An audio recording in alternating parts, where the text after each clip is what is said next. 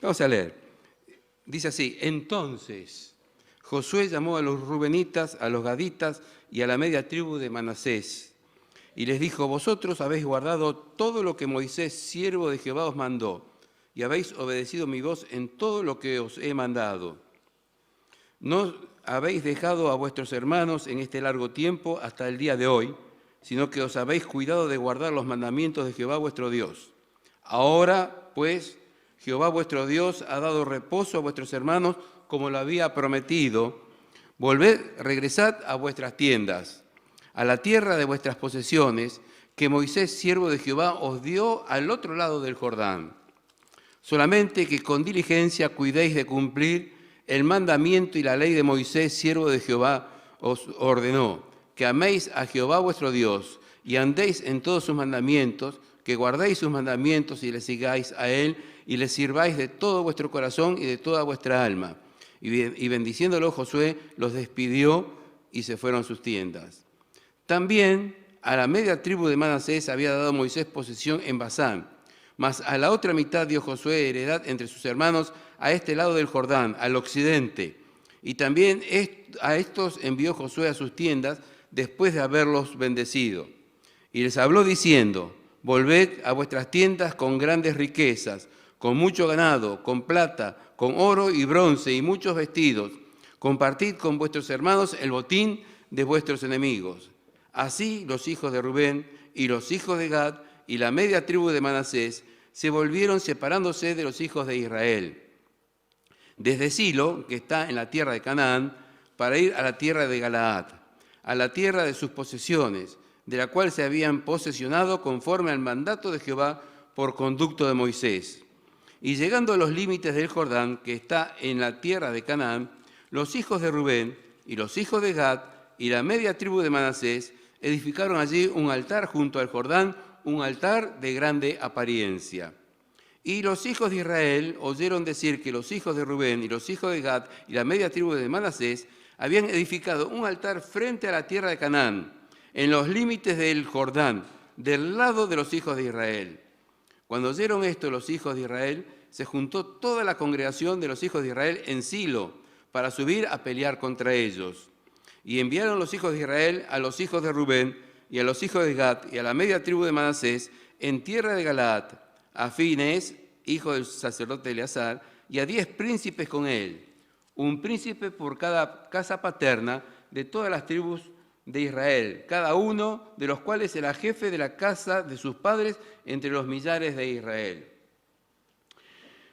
Los cuales fueron a los hijos de Rubén y a los hijos de Gad y a la media tribu de Manasés en la tierra de Galaad, y les hablaron diciendo: toda la congregación de Jehová dice así: ¿qué transgresión es esta con que prevaricáis contra el Dios de Israel para apartaros hoy de seguir a Jehová, edificándoos altar para ser rebeldes contra Jehová? ¿No ha sido bastante la maldad de Peor, de la que no estamos aún limpios hasta este día, por la cual vino la mortandad en la congregación de Jehová, para que vosotros os apartéis hoy de seguir a Jehová? Vosotros os rebeláis hoy contra Jehová, y mañana se airará él contra toda la congregación de Israel. Si os parece que la tierra de vuestra posesión es inmunda, pasaos a la tierra de la posesión de Jehová, en la cual está el tabernáculo de Jehová, y tomad posesión entre nosotros, pero no os rebeléis contra Jehová, ni os rebeléis contra nosotros, edificándoos altar, además del altar de Jehová nuestro Dios. ¿No cometió Acán, hijo de Zera, prevaricación en el anatema y vino ira sobre toda la congregación de Israel? Y aquel hombre no pereció solo en su iniquidad. Entonces los hijos de Rubén y los hijos de Gad y la media tribu de Manasés respondieron y dijeron a las cabezas de los millares de Israel: Jehová Dios de los dioses, Jehová Dios de los dioses, Él sabe y hace saber a Israel: si fue por rebelión o por prevaricación contra Jehová, no nos salves hoy. Si no hemos edificado altar para volvernos en pos de Jehová, o para sacrificar holocausto u ofrenda, o para ofrecer sobre él ofrenda de paz, él mismo Jehová nos lo demande. Lo hicimos más bien por temor de que mañana vuestros hijos digan a nuestros hijos: ¿qué tenéis vosotros con Jehová, Dios de Israel? Jehová ha puesto por lindero el Jordán entre nosotros y vosotros, oh hijos de Rubén e hijos de Gad. No tenéis vosotros parte en Jehová. Y así vuestros hijos harían que nuestros hijos dejasen de temer a Jehová. Por esto dijimos, edifiquemos ahora un altar, no para holocausto ni para sacrificio, sino para que sea un testimonio entre nosotros y vosotros, y entre los que vendrán después de nosotros, de que podemos hacer el servicio de Jehová delante de él con nuestros holocaustos, con nuestros sacrificios y con nuestras ofrendas de paz, y no digan mañana vuestros hijos a los nuestros, vosotros no tenéis parte en Jehová. Nosotros pues dijimos, si aconteciere que tal digan a nosotros o a nuestras generaciones en lo porvenir, entonces responderemos, mirad el símil del altar de Jehová, el cual hicieron nuestros padres, no para holocaustos o sacrificios, sino para que fuese testimonio entre nosotros y vosotros. Nunca tal acontezca que nos rebelemos contra Jehová, o que nos apartemos hoy de seguir a Jehová, edificando altar para holocaustos, para ofrenda o para sacrificio, además del altar de Jehová nuestro Dios, que está delante de su tabernáculo. Oyendo Finees, el sacerdote, y los príncipes de la congregación y los jefes de los millares de Israel que con él estaban, las palabras que hablaron los hijos de Rubén, los hijos de Gad y los hijos de Manasés, les pareció bien todo ello. Y dijo Finees, hijo del sacerdote, Eleazar, a los hijos de Rubén, a los hijos de Gad, a los hijos de Manasés, hoy hemos entendido que Jehová está entre nosotros, pues que no habéis intentado esta traición contra Jehová, ahora habéis librado a los hijos de Israel de la mano de Jehová. Y sigue el pasaje, dice, versículo 33, y el asunto pareció bien a los hijos de Israel, y bendijeron a Dios los hijos de Israel, y no hablaron más de subir contra ellos en guerra para destruir la tierra en que habitaban los hijos de Rubén y los hijos de Gad. Y los hijos de Rubén y los hijos de Gad pusieron por nombre al altar Ed, porque testimonio es entre nosotros que Jehová es Dios. Miren, este es un mapa del Sinaí y de la tierra de Palestina.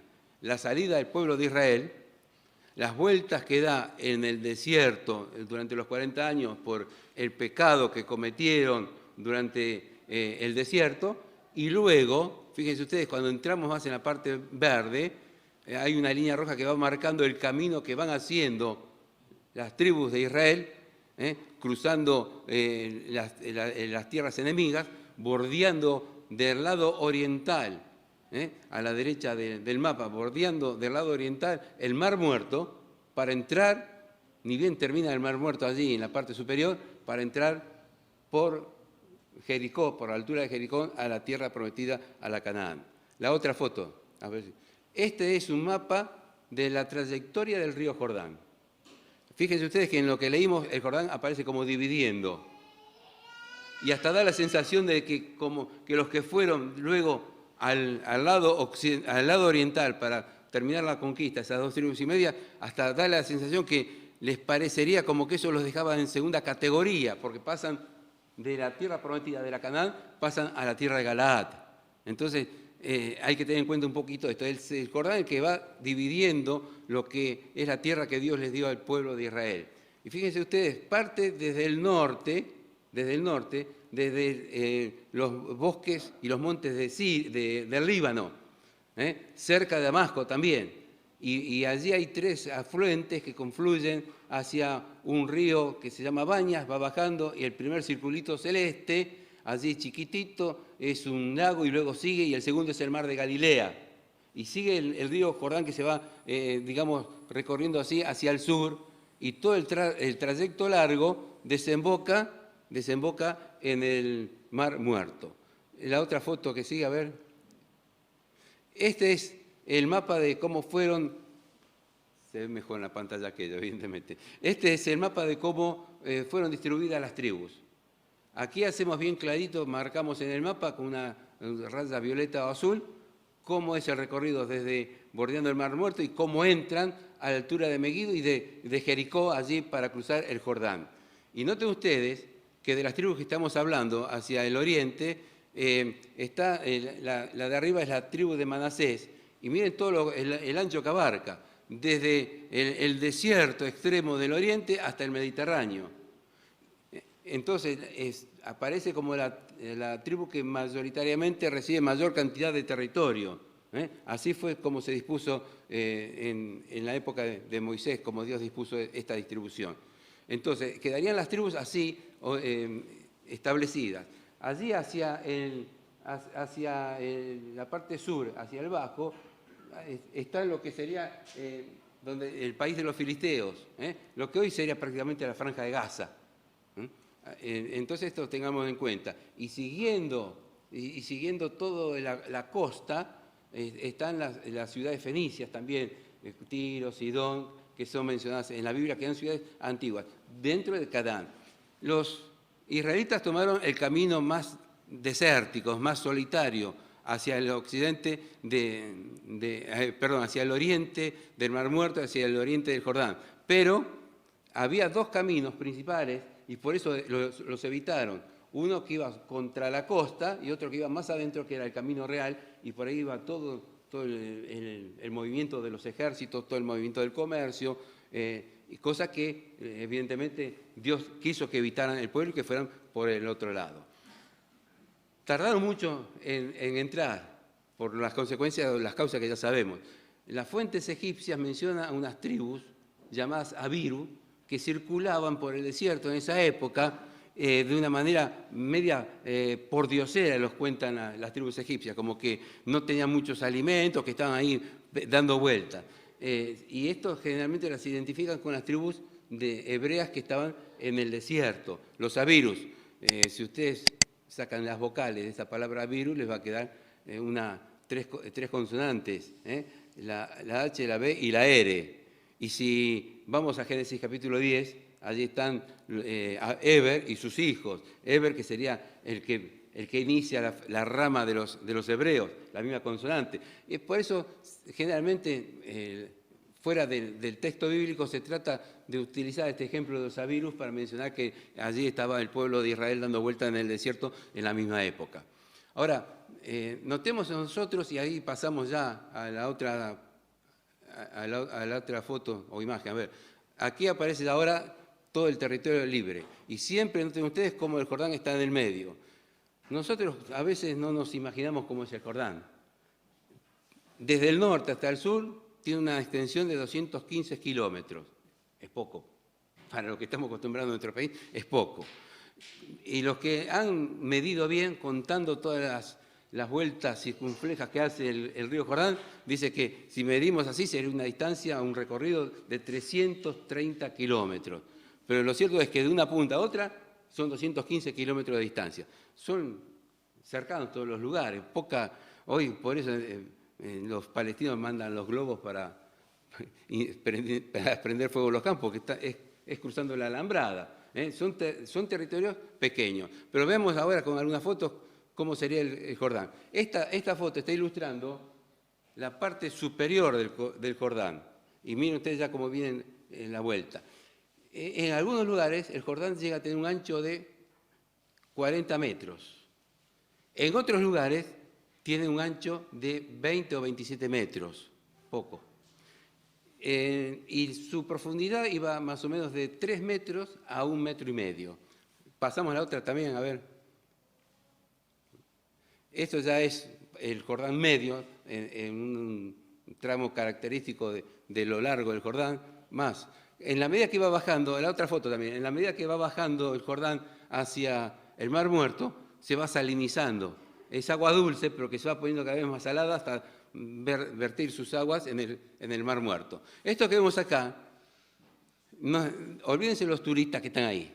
Y acá yo lo veo así de lejos, parece una zanja que hay que cruzar. Y del otro lado como que hay algo. Bueno, este es el lugar del Jordán frente a Jericó. Jericó de ahí está a 4 kilómetros más o menos. No es tan ancho, es angosto, da la sensación que estamos cruzando una calle. La calle. Y del otro lado está el puesto de control de Jordania. Otra foto más, así vemos algunas características.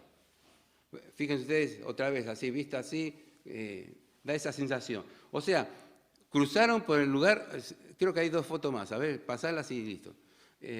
cruzaron por el lugar justo, poca profundidad, poco ancho, y según algunos que han estudiado el tema, cuando cruzaron río arriba, se había producido un deslizamiento, un bloqueo del Jordán con roca, que eso es lo que secó el río. La palabra de Dios nos habla, no si usó algún método extraordinario o milagroso, pero Dios hizo que el río estuviera seco para que el pueblo pasara. Bueno, dejamos esto acá de la foto, ya está. Esto es para que tengamos una idea. Pero ahora, cuando cruzaron, cuando el pueblo tiene que cruzar y se encuentran con las grandes ciudades que tenían que conquistar, necesitaban la ayuda de todos.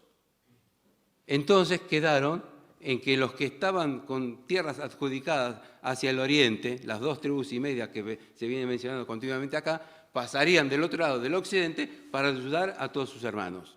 Y entonces llegamos así al capítulo 22. Ya ahora la conquista había avanzado. Ustedes habrán visto en días anteriores los otros capítulos. Entonces Josué llamó a los rubenitas y dijo, vosotros habéis guardado todo lo que Moisés, siervo de Jehová, os mandó. Habéis obedecido, no habéis dejado a vuestros hermanos. Ahora pues, versículo 4, ahora pues, que Jehová vuestro Dios ha dado reposo, volved, regresad a vuestras tiendas. Ahora llega el momento de la conquista transjordania, del otro lado del Jordán. Aparentemente son ellos solos, los que ayudaron de este lado, los que ahora tienen que conquistar del otro lado. No se habla de que este lado fue a ayudarlos a conquistar. Ahora se los envía, se les agradece la ayuda. Estuvieron trabajando para consolidar lo que era la conquista de la tierra. Pero se les da un consejo, solamente que con diligencia cuidéis de cumplir los mandamientos y la ley que Moisés, siervo de Dios, os ordenó. Que andéis, que guardéis sus mandamientos y que les sigáis. Y entonces, bendiciéndoles, se despidieron y se fueron a sus tiendas. Si notamos cómo se utiliza acá los términos, cuando se refieren a las 2 tribus y media que van que tienen que volver al otro lado del Jordán, se está hablando de las tribus. Acá cuando se habla de los que ya están de este lado, que han conquistado la Canaán, se habla de Israel.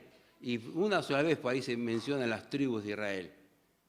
Es como que hay ya una conciencia que de este lado se ha consolidado algo más que simple tribus.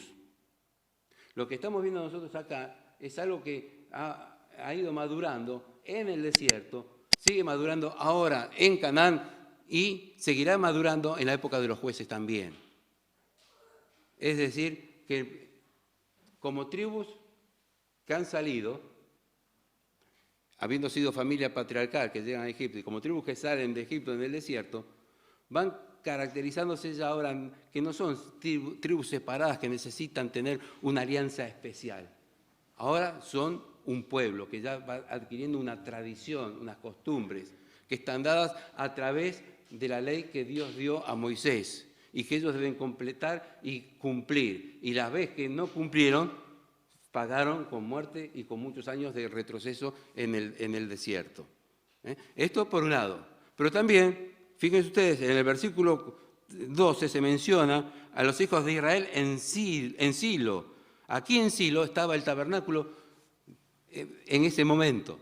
El tabernáculo era algo que portátil, ustedes ya saben, el prototipo de lo que después va a ser el templo de Jerusalén, y el tabernáculo era llevado a distintas ciudades o puntos importantes del pueblo de Israel para que allí se oficiara y se sacrificara. El tabernáculo ahora en sí lo está representando, que ahí está el centro especial, el centro religioso, donde el pueblo de Dios tenía que prestar atención. Ahora, ¿qué pasa? ¿Qué pasa? Dice que cuando los de las 2 tribus y media se despiden con el consejo de cuidar y de guardar la ley de Dios y demás, ¿qué pasa? Tuvieron la intención de hacer algo. ¿Y qué es? Volved a vuestra tienda con riqueza. Y así los hijos de Israel se fueron desde Silo, o sea, Canaán, para ir a la tierra de Galaad. Y llegando, versículo 10, y llegando a los límites del Jordán, que está en la tierra de Canaán, todavía no cruzaron el Jordán, Están para cruzarlo. Están en lo que es Canaán, en lo que es la tierra prometida, propiamente dicho. Y allí entonces ellos edificaron un altar, junto al Jordán, un altar de grande apariencia. La intención de estos que se iban fue edificar algo. Los que se quedaban lo vieron y se perturbaron. Se reunieron en Silo. Dicen, ¿qué pasa ahora? ¿Por qué edifican este altar? ¿No respetan donde está el sacrificio, el lugar de sacrificio para Dios, en el templo, el tabernáculo en Silo? ¿Qué están queriendo hacer? Esto es un pecado. Y entonces mandan al hijo del sumo sacerdote, mandan a 10 príncipes, dice acá, a 10 príncipes con él, un príncipe por cada casa paterna de todas las tribus de Israel. La única vez que se menciona acá con respecto a los que estaban en Canaán como tribus, de todas las tribus de Israel, para que vayan que hablen y les preguntan, ¿qué transgresión? Lo tomaban como un pecado. Levantar un lugar que para ellos estaba compitiendo con el lugar que estaba establecido para el pueblo de Israel allá en Silo, en el tabernáculo. Entonces esto ameritaba una guerra. Los convocan para ver qué había pasado y entonces si persistían en esto, se iba a desatar un problema militar acá. ¿Qué transgresión es esta? Para apartaros hoy de seguir a Jehová. Vosotros, versículo 18, os rebeláis contra Jehová, y mañana se airará él contra toda la congregación de Israel. Están queriendo prevenir que los que se están yendo y que están cometiendo, según ellos, un pecado, no se les venga sobre el pueblo, sobre las otras tribus. Estaba en la idea de que el pecado provocaba una culpa colectiva. En este momento, cuando alguien pecaba, pagaba todo el pueblo. Cuando David todavía, en aquella época, peca y censa al pueblo equivocadamente, Dios manda un castigo sobre todo el pueblo también. Estaba la idea de una culpa colectiva, de que estos están pecando. Vayamos, veamos qué hacen, porque su pecado lo vamos a tener que pagar nosotros también. Pues dicen, ¿no ha sido bastante la maldad de peor, de la que no estamos aún limpios hasta este día? Le preguntan acá en el versículo 17. Ahora, ante todo esto, ahora viene la respuesta de las 2 tribus y media, de aquellos que se estaban yendo, de aquellos que tenían que seguir con la conquista solos, pero que quisieron establecer algo allí. ¿Y cuál es la respuesta? Respondieron y dijeron a las cabezas de los millares de Israel, Jehová Dios, Dios de Jehová, Jehová Dios de los dioses, Él sabe y hace saber a Israel.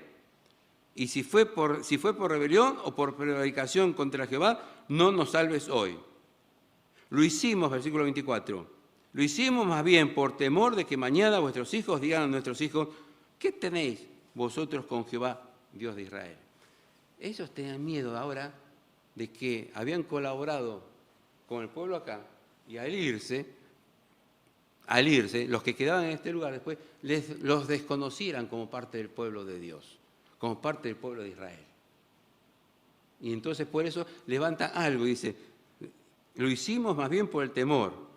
Jehová ha puesto por lindero el Jordán entre nosotros.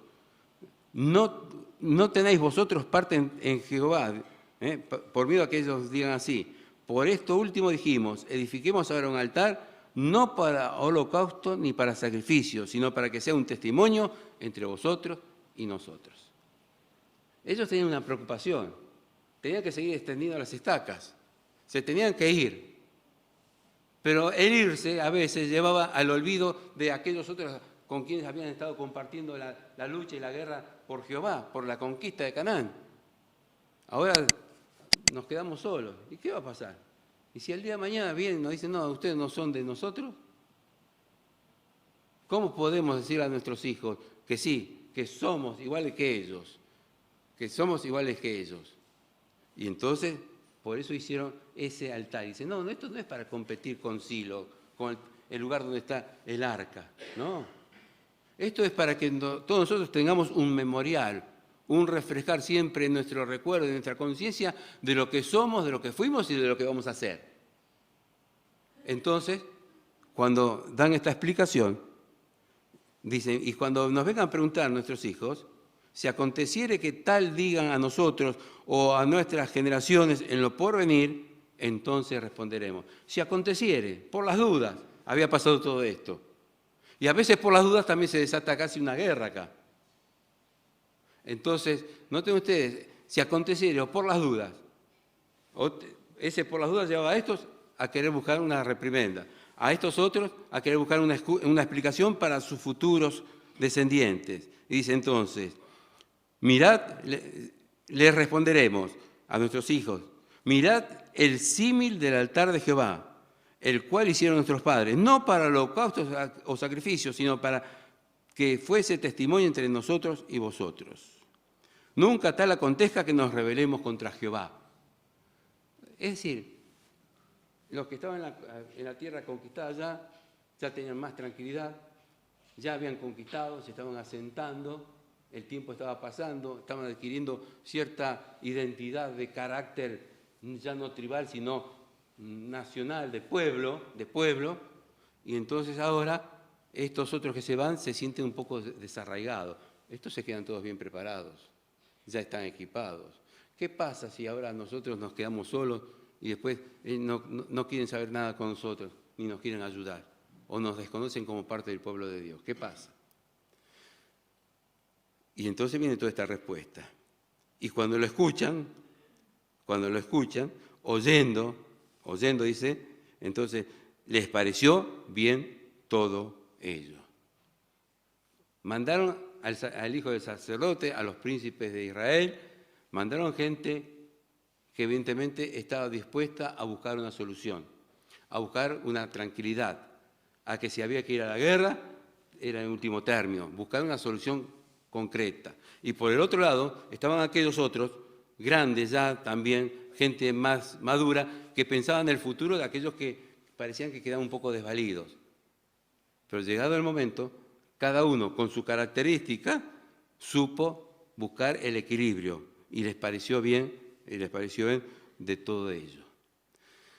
Cuando estaba viendo este tema acá, por un lado, pensaba en lo que fue el futuro desarrollo de Israel como pueblo. Va adquiriendo una conciencia, un pasado común. Y cuando llega a adquirir ese pasado común, es cuando aparece una nación. Y una nación cuando se organiza y se maneja como nación, aparece un Estado. Pero acá, en este momento, Israel estaba dejando de ser tribus y se iba adquiriendo la característica de un pueblo, adquiriendo un común, una fe común, una identidad común, la que querían defender. Unos la querían defender, que otros no se la compitan. Y aquellos otros no querían competir, querían tener un recuerdo presente y futuro para no perder la identidad de lo que ellos eran. Haciendo este planteo sobre este capítulo, estaba pensando, ¿no es a veces esto muy parecido a lo que pasa en nuestras vidas congregacionales? ¿Cuántas veces ha habido casos de iglesias, entre comillas, madre, iglesias que extendieron a sus estacas? Y después siempre a lo mejor ha habido algún disturbio, alguna molestia con los que se fueron, o los que se fueron ya no quisieron saber nada con los que fueron y apoyaron y fueron el originante de un nuevo testimonio. Eso se solucionó acá con buen criterio, con aquellos que buscaban el bien y la unidad del pueblo de Dios. Antes de cruzar, dejaron ese testimonio. Cruzaron después, pero ya no con temor de que los otros se iban a olvidar de ellos, sino con la idea que ahora, tanto en la parte oriental como en la parte occidental, vertebradas por el Jordán, ahora iban a poder crecer tranquilamente y mutuamente porque tenían una misma identidad, una misma forma de pensar, una misma forma de ser. Y esto se mantuvo por mucho tiempo. Pero en la época de Salomón, cuando muere, le sucede Roboam su hijo. ¿Y se acuerdan ustedes qué pasa allí? Se divide Israel, ¿por qué?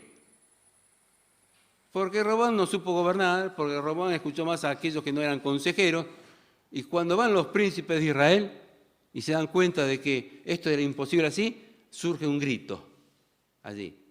Israel, a tus tiendas. Es un grito de volver al pasado, a la verdadera identidad del pueblo de Israel. Acá en la antigüedad, en el desierto, acá en la antigüedad, en el cruce del Jordán, acá mientras se conquista un lado y otro del Jordán, acá el pueblo de Dios estaba creciendo y estaba madurando y estaba buscando una identidad para honrar el nombre de Dios, para guardar los preceptos que habían recibido allá en el desierto. Aquel Dios que se presentó en las zarzas, yo soy el que soy. Y aquel Dios que fue invocado en el canto de Débora. Y fíjense ustedes también allí en el canto de Débora, por ese agradecimiento que se está dando, ¿qué es lo que sucede? Se invoca en ese canto a las tribus de Israel y al Dios del desierto. Otro paso en que más para adquirir la conciencia de lo que ellos eran. Tal vez como una conclusión podemos sacar nosotros, no perdamos la conciencia de lo que somos. Sí, somos hijos de Dios, somos creyentes en Cristo, sí, pero como hijos de Dios tenemos nuestras responsabilidades, nuestros lugares que ocupar, como hijos de Dios conformamos las congregaciones locales para extender las estacas, pero tenemos que hacerlo sin competencia, buscando siempre el buen entendimiento, unos y otros, para tomar la característica de nuestro pasado. Cantamos, somos el pueblo de Dios. Bueno, Pedro decía, pueblo, nación santa, pueblo adquirido por Dios, ¿para qué? Para anunciar las virtudes de aquel que nos salvó. Con esto dejamos el capítulo 22. Tratemos de sacar una conclusión después en nuestras casas también. Pero pensemos que de esto podemos aprender a cómo tenemos que comportarnos en el presente, en el futuro, los que estamos en un lugar y los que están en otro lugar. No buscar competencias, no pensar que hay rivalidades. El diablo muchas veces nos hace ver cosas que tal vez no son así. Y si son así, oremos para que el Señor triunfe y no el diablo.